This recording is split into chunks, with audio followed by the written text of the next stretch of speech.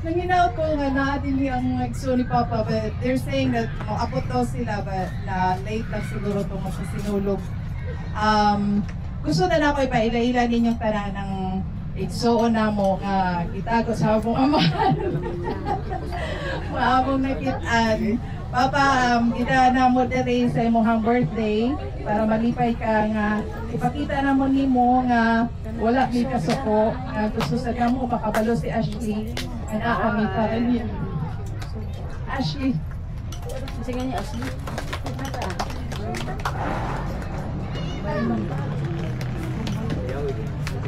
Ang sige ako na baka mo ni si Ashley, ka akong nakitaan. Ang tinuod yun kay, ang akong gipangita kay ang among kamagwangan kay kabalo naman dyan nga naami kamagwangan so wala pa sila maminyo ni mama. And then ang akong nakitaan ang tinaguan, ang kamanghuran. Akala na po, ako ang only girl, but now pa din ko another sister. Thank you for coming. And then, isa pa, Ashley. Sonya, parang bilog. Thank you, Dai. Maria dyan mo bilog. Parang bilog. Dili malalis ang iyang naong. When I saw her,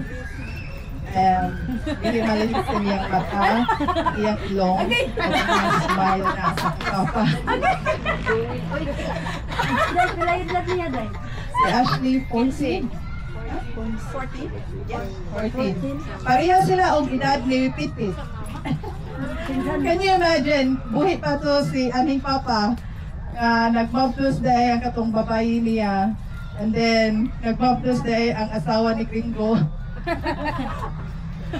Love ka niya si Pitpit. Siguro natin, siguro siya pag-feeling nag-wish siya nga nakagunit siya ni Ashley, no? Gusto lang na mo makabalo si Papa na bisan nga gitago niya nga karon na pala na mo wala ni kalagot. Gusto lang na mo nga makabalo si Ashley na naa siya mga igsuon dinhi nga nagmahal niya, nga andam nga mo tawag niya. Dako sa kay kong pasalamat sa akong inahan nga dako kayo siya dawat ni Ashley, wala siya kalagot. Siya pa mismo ang mitambag ka na ko nga kalimti ang tanan kay sama sa pinasulti no about sa nahitabo, pero siya mismo ang misulti na ko nga nahitabo na ang tanan o nipahulay na si